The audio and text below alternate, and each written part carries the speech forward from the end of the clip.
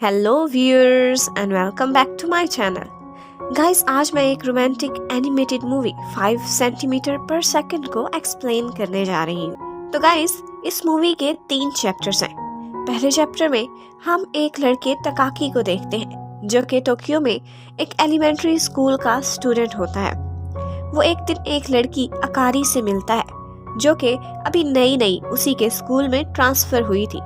वो दोनों एक जैसे इंटरेस्ट्स रखते थे तो जल्द ही एक दूसरे के करीब होकर बेस्ट फ्रेंड्स बन जाते हैं। यहाँ पर हमें उन दोनों के बीच किड्स लव ब्लूम करता हुआ दिखाई देता है जो कि बिल्कुल चेरी ब्लॉसम के जैसा ही होता है। लेकिन फिर थोड़े ही अरसे बाद अकारी के पेरेंट्स को फिर से किसी और शहर में मूव करना पड़ता है। मतलब कि अब अकारी को फिर से स्कूल चेंज करना पड़ेगा।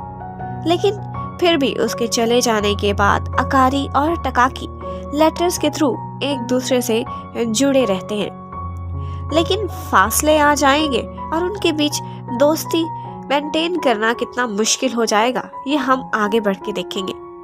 फिर नेक्स्ट टकाकी को भी पता चलता है कि उसे अपनी फैमिली के साथ टोक्यो छोड़कर किसी और शहर में अब मूव करना पड़ेगा जो कि अकारी के शहर से और भी ज्यादा दूर होता है।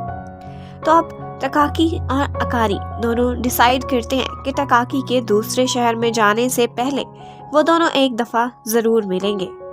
सो टकाकी अकारी के शहर उससे मिलने के लिए निकल जाता है। उसके हाथों में एक लेटर भी था जिसमें उसने अकारी के लिए अपनी ट्रू फीलिंग्स को कन्फेस किया हुआ था। इस सफर में उसे बहुत सारी मुश्किलात का सामना करना पड़ता है। मौसम खराब होता है, स्नोफॉल की वजह से बार बार ट्रेन डिले भी होती रहती है। और फिर एक स्टेशन पर जब वो बाहर जाता है तो तूफान के एक झोंके के साथ उसके हाथ से वो लेटर उड़ता हुआ निकल जाता है। लेकिन फिर इतना लंबा सफर करने के बाद फाइनली टकाकी कई घंटों के डिले के बाद अकारी के शहर में पहुंच ही जाता है। वो काफी मायूस होता है, उसे लगा था कि अकारी चली गई होगी, लेकिन वो सरप्राइज था कि वो अभी तक स्टेशन पर बैठी उसका वेट कर रही होती है। और फिर वो उसे देखकर इतने अरसे बाद मिलते ही रोने लग जाती है। फिर वो दोनों मिलकर इकट्ठे खाना खाते हैं जो कि अकारी खुद उसके लिए बना कर लाई थी। फिर वो दोनों स्टेशन से बाहर जाते हैं और फिर एक जगह जाकर वो किस भी करते हैं। और फिर रात वो दोनों इकट्ठे बातें करते हुए एक शेड में बिताते हैं। फिर नेक्स्ट डे जब टकाकी के वापस जाने का समय आ जाता है तो वो दोनों सी ऑफ करते हुए एक दूसरे से वादा करते हैं कि एक दूसरे को लेटर्स लिखते रहेंगे। और फिर वो जुदा हो जाते हैं। और बाद में अकारी अपने बैग से एक लेटर निकालती है जो कि उसने टकाकी के लिए लिखा था, लेकिन उसे देने की हिम्मत नहीं जुटा पाई थी। अब मूवी का दूसरा पार्ट स्टार्ट होता है। इस पार्ट में हम इस स्टोरी को एक और गर्ल के एंगल से दिखाते हैं जो कि कनाए है। वो हाई स्कूल में टकाकी की क्लासमेट होती है।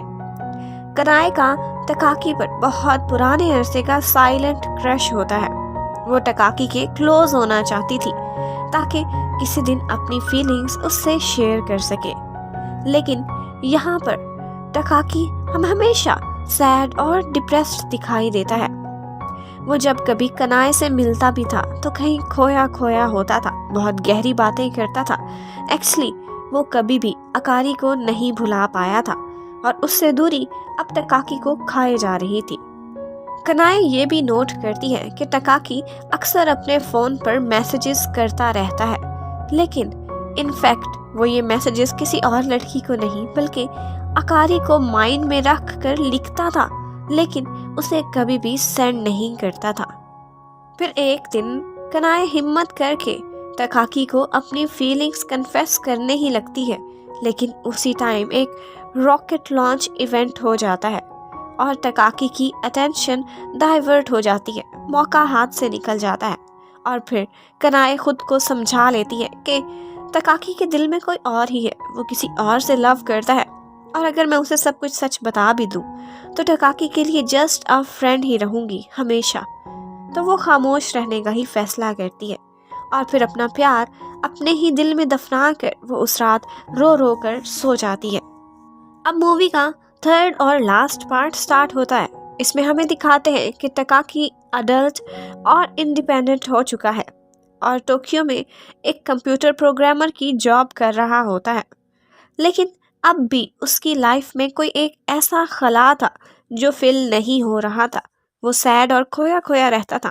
फिर हमें ये भी पता चलता है कि उसकी एक गर्लफ्रेंड भी थी, लेकिन उससे उसका दिल का लगाव और कोई भी बॉन्ड ना होने की वजह से अब तकाकी उससे भी ब्रेकअप कर लेता है। उसी टाइम हमें इतने अरसे बाद अब अकारी को दिखाते हैं। उसकी एंगेजमेंट हो गई है, वो लाइफ में मूव ऑन कर चुकी है और शादी की प्लानिंग कर रही होती है। फिर तकाकी और अकारी दोनों ही अपनी आखिरी मुलाकात को याद करते हैं, जो कि अब सिर्फ एक हसीन सपना ही रह गया था। अकारी को हमेशा से अफसोस था कि तकाकी ने उसे लेटर्स लिखना क्यों छोड़ दिए थे। फिर एक दिन तकाकी और अकारी इकट्ठे एक ही रेलवे क्रॉसिंग से गुजरते हैं। तकाकी को जब रियलाइज होता है कि ये अकारी थी, तो उन दोनों के बीच एक ट्रेन गुजरने लग जाती है। ये क्रॉसिंग उनके लिए बहुत मेमोरेबल थी, क्योंकि इसी जगह पर बचपन में उन्होंने फिर से कभी इकट्ठे चेरी ब्लॉसम देखने की विश की थी। वो विश पूरी हो गई थी। अब तकाकी अकारी को मिलने के लिए बेचैन था, लेकिन जब ट्रेन गुजर जाती है तो दूसरी तरफ अकारी खड़ी ही नहीं थी।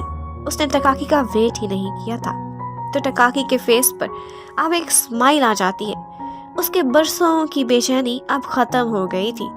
उसे ये रियलाइज हो गया था कि अकारी ने अब मूव ऑन कर लिया है। ये तो सिर्फ वही था जो पास्ट में जी रहा था। तो अब तकाकी भी अपनी लाइफ में मूव ऑन कर जाएगा, जो कि उसकी स्माइल से प्रूफ होता है। ऐसे लग रहा था कि जैसे उसे सालों की अकारी की यादों की कैद से आज़ादी मिल गई हो। और यहीं पर ही ये मूवी ख़त्म हो जाती है। Thank you for watching. Bye bye.